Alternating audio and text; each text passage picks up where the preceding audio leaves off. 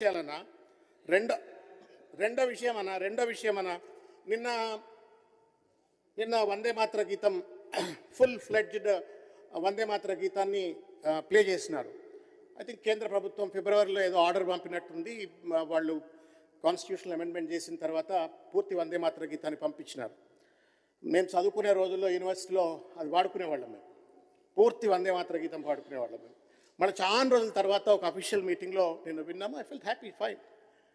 అధ్యక్ష, ఆ వందే మాతర గీతంలో దుర్గా స్తుతి అధ్యక్ష, అది దాన్ని రాహుల్ గాంధీ గారు వ్యతిరేకించినారు, పార్లమెంట్లో ప్రియాంక గాంధీ గారు వ్యతిరేకించినారు. ఎప్పటికి కూడా భారతీయ జనతా పార్టీ దాన్ని బుల్డోజ్ చేసింది, దాన్ని పట్టుకొచ్చింది. Whatever it is happened.